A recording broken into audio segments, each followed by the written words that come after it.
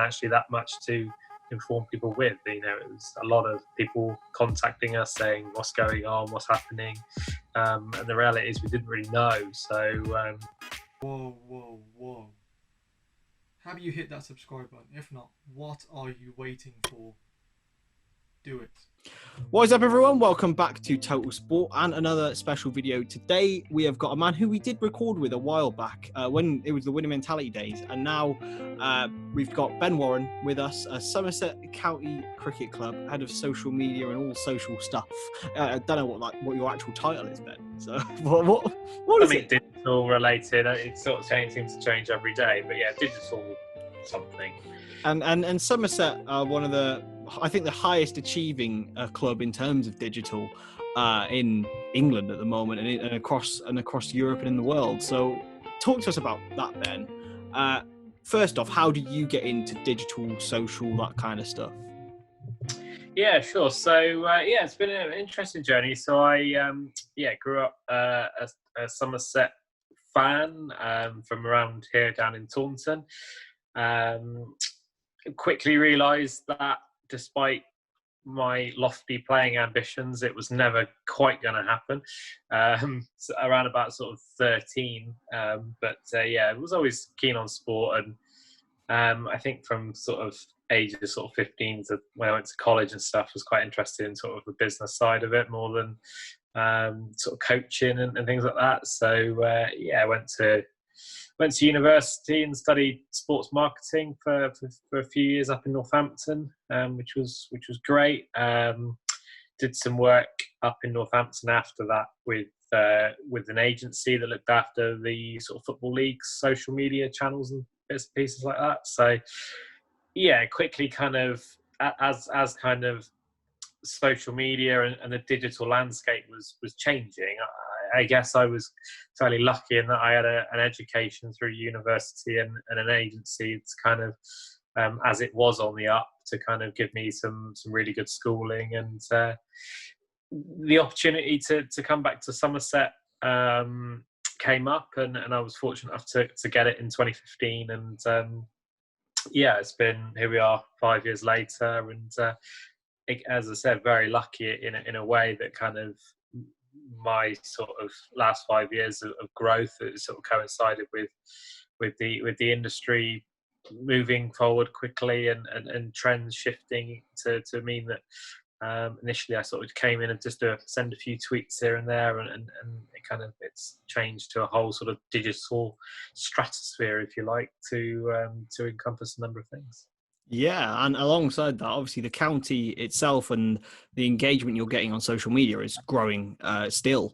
So what sort of where do you attribute that to? Do you think it's a smarter strategy? Do you think it's different audiences coming in? Yeah, a number of things. I think, like I alluded to, I think more and more people are using social media now than even they were 5 years ago. I think we've sort of developed a bit of a reputation for providing content that people want to see and want to view. So we've also seen a lot of kind of some of our members and sort of some more elderly supporters that didn't engage with that 5 years ago now very much are. So I think more and more people are on the platforms, and more people see the platforms as the way they consume their news about the club and things like that. I just think that everybody has sort of got on board, from players to staff, and sort of embrace what we're trying to do. And I think global audiences as well through overseas players has played a big part also. Yeah. So how do you feel like the wider media have taken because obviously cricket is quite, straight, it's still a traditional sort of game. And in the media, how do you think they've taken the social part of it? Do you think it's been well received? I mean, I think actually cricket is it's a fantastic sport for digital, because there are a lot of things that are different from sports like rugby and football that last 90 minutes. So, if a county championship game goes on for 4 days, not a lot of people are going to be able to sit there for it's great that they can, But the reality is that a lot of them aren't going to be able to sit there. A lot of our fans can't devote 4 days of their life to go and sit in the ground. So that means that a lot of people have passive interest in the club. A lot of people have a lot of interest in the club, but have other commitments. So even if you're the most diehard county cricket fan, you know, what happens when you can't make it for a day, or what happens if you're playing club cricket in the weekend, or what happens if, you know, you've got family commitments, and it's that bridge that gives us a route in. And I think, so, you know, to have it spread over such a wide time frame means that for football clubs and rugby clubs, they're very much on this arc of match and pre-match like that, maybe once a week, whereas for cricket it's pretty much like always on. So it does give us a lot of opportunities for things like live streaming and blogging and lots of really kind of in-depth features and things like that, which aren't necessarily that tailored to other sports. Yeah, and yourself and the team at Somerset have done an unbelievable job. You've won numerous awards. So what do those awards mean to you? Are they sort of just a recognition of how far you've come? Yeah, I mean, it's obviously nice to sort of, you know, be lying by saying that, you know, some of the feedback that you get and things like that on, you know, that means a lot. And I say it's not just some sort of accolades, but you know, the feedback that you get from people on social media can be horrible. You know, it can be after, you know, a bad result or what, you know, that is part and parcel. But very privileged to you know, to get some unbelievable feedback of what we do, and I'm very much grateful for it. But yeah, you're right, it's certainly not just me. I mean, we've got a team at Somerset in the commercial department that all work unbelievably hard to try and deliver, you know, cricket for people, whether that be through you know, digital or other platforms. So yeah, county cricket can be amazing. It can also be a long old slog. The fixture list is pretty unforgiving, and a lot of travel involved, a lot of late nights, a lot of trawling through you know, digital content, at 2 a.m, 3 a.m on the bus back from wherever. So it sometimes isn't that glamorous, but it's also very rewarding when things go your way. Absolutely. And for a cricket club to come out on top above like football clubs and stuff like that, for Somerset, what did that mean for the club almost, that it still had that popularity in that respect?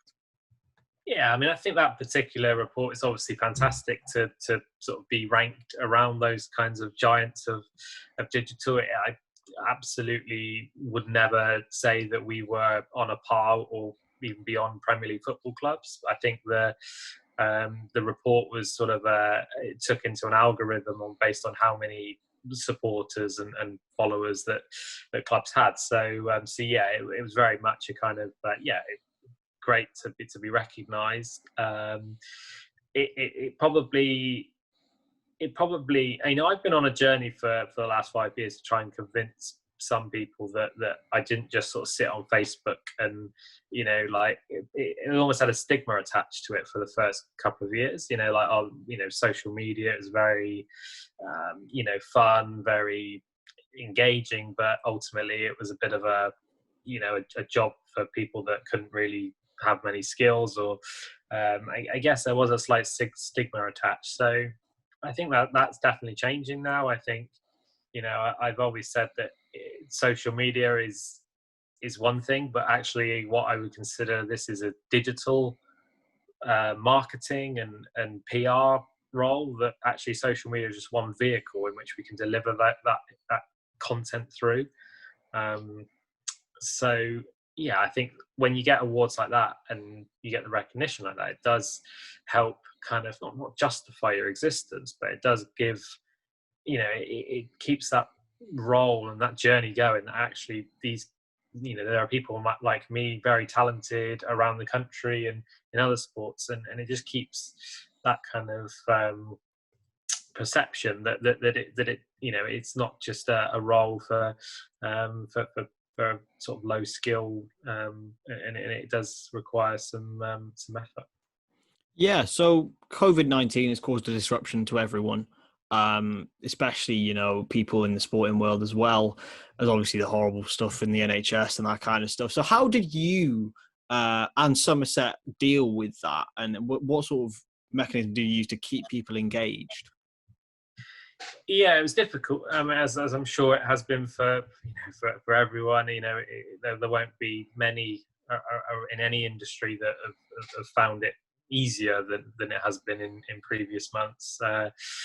For a bit of context, with Somerset, we had a staff force of around about 80 that was reduced to 9 in would have been March now.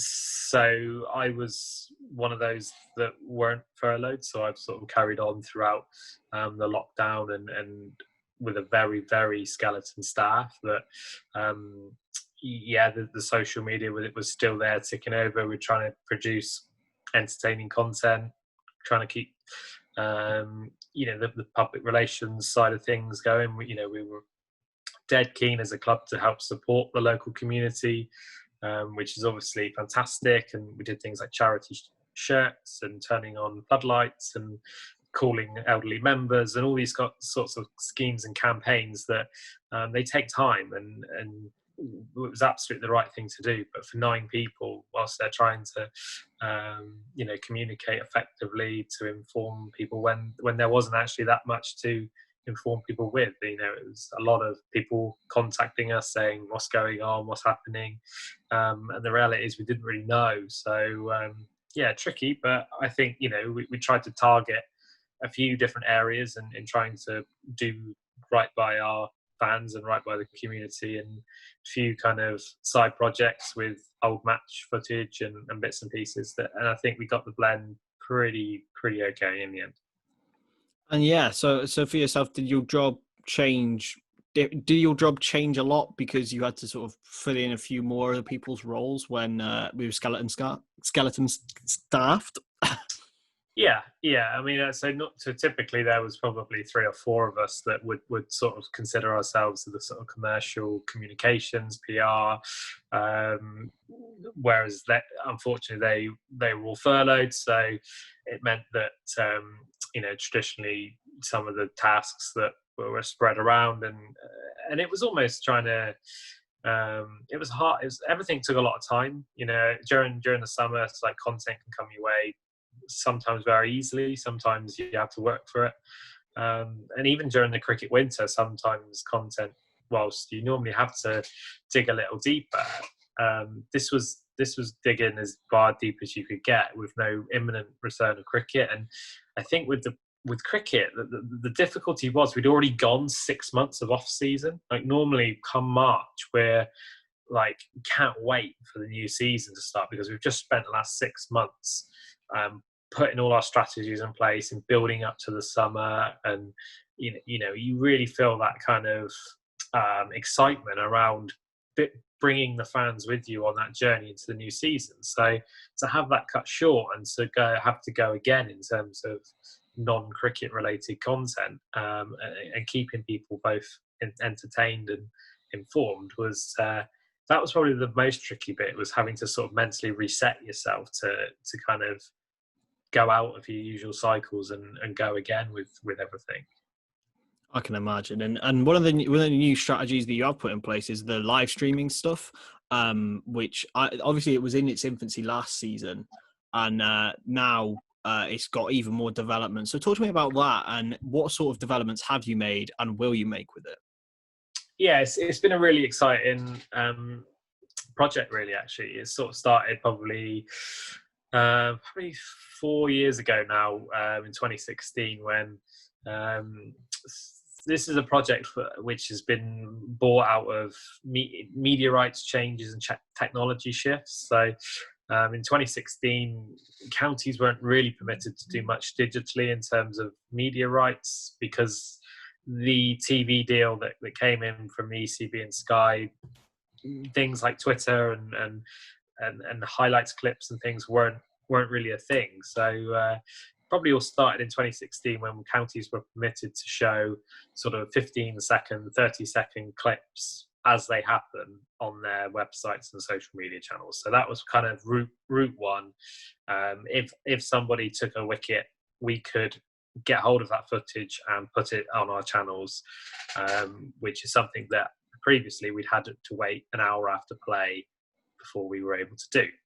So football obviously took a big lead on that. You know, rarely now, even back then, you would see a goal go in and it would be put up somewhere. Then the sort of live streaming was sort of following on from that. You know, it was very much piloted in 2017. No one really knew kind of what they would get. You know, it was we'll see what happens kind of thing. So it was very much brought out of existing technology, in that it was on 2 fixed cameras that were already in operation through statistical analysis purposes. Each county has an analyst that tracks either end of the ground. So when a bowler's bowling from this end, it will be that camera, and when they go to the other end, the analyst will just swap to the other camera. So we were just taking that feed. You know, there was nothing more other than that. The scorers at the ground were providing a graphic that went along the screen. So we just ultimately, once it was up and running, it was just a case of making sure it was up and running. We didn't, as media, have anything to do with it. It was all being powered through the analysts and the scorers.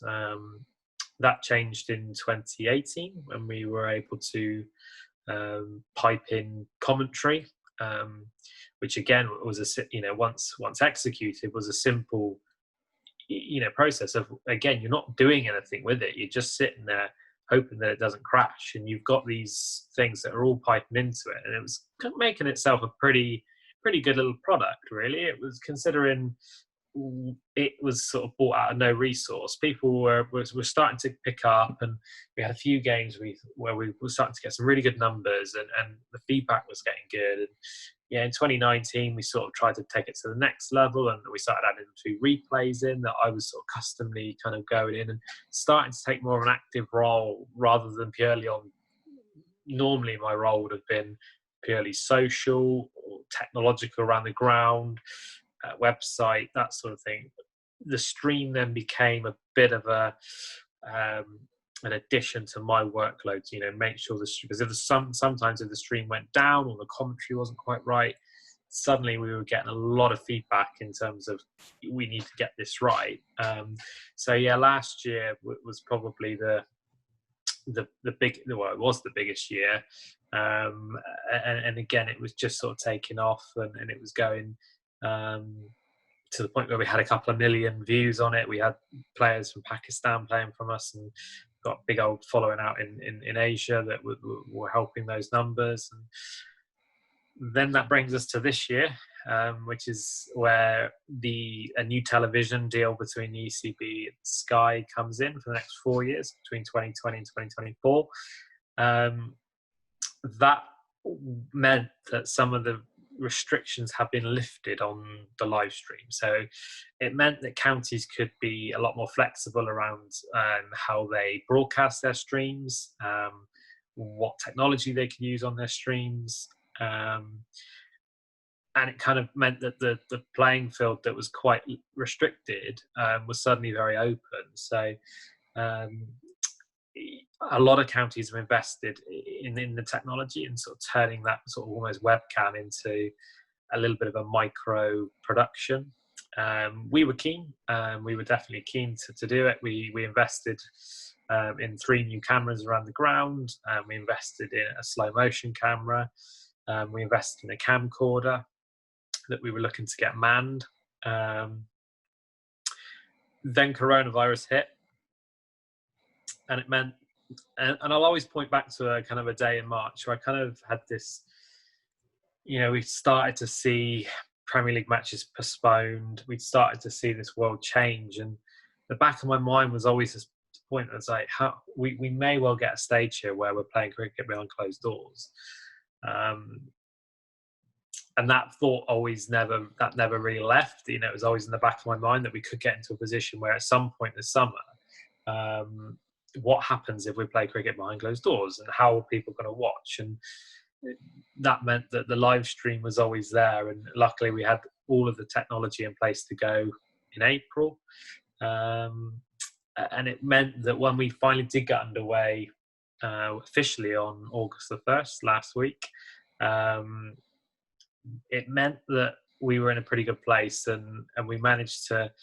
It was very new. We're still very much learning on the job. So that role I spoke about earlier about social, website, digital technology around the ground, suddenly now is a big role in terms of managing that stream. And I've now got a colleague next to me, my colleague Dan, who's actually operating the cameras. And we've actually got a cameraman upstairs who's actually operating a camera. So kind of a half a role has now turned into 2.5 roles, if you like. So a lot of resource, but it's been proven, we had some fantastic feedback. And when you're playing behind closed doors and you've not got Sky Sports to do it, it's a fairly unique situation, really. I'm not too sure too many sports have done this. A lot of sports are playing behind closed doors, but on the assumption that they're televised. So I'm not too sure. I'm sure there are instances, but I'm not too sure too many sports that are behind closed doors and relying on the clubs themselves to pipe out the video from it. Absolutely, and it's doing well so far. Hopefully, it can continue that. But finally, personally for you, what do you see more of this live stream stuff? What do you see the developments being from this season? It's really interesting because there's obviously a lot of innovation now going into live streaming technologies, and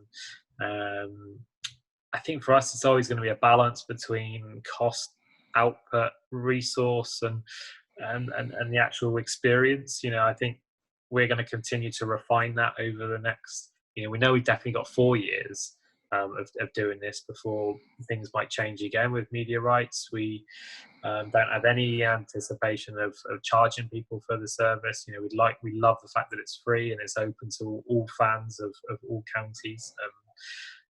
And I think just keeping, it's just that balance between, we don't want this to be seen as, okay, we're doing this when it's behind closed doors, but as soon as fans come back in, we'll abandon it, because this was a very strategic decision to move it forward, and that had nothing to do with coronavirus. We would have still been streaming at this level had there been fans in the ground, and we'll hope to continue to do that next year when there are fans in the ground. So I think some people have watched it and thought, how sustainable is this? Well, actually, we've done a lot of things that actually make it very efficient. It's not Sky Sports, and it probably never will be. And yes, there's a lot more resources required to go into it, but there's also a lot of fruits on the tree if we get it right. The commercialization of it is something that a lot of counties are working hard on achieving, and we're no different.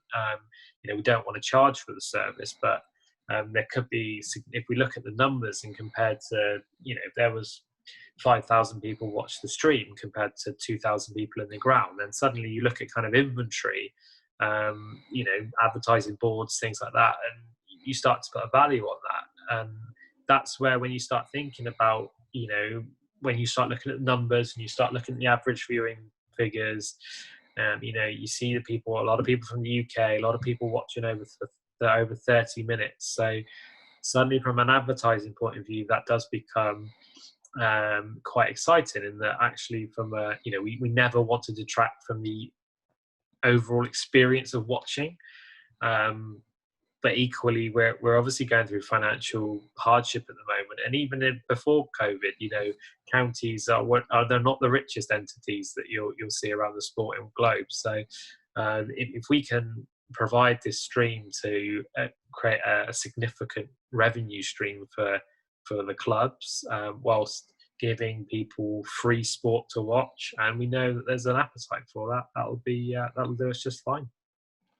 Brilliant. Yeah, thank you very much, Ben, for joining us on Total Sport. So where can we find you and Somerset on social media, mate?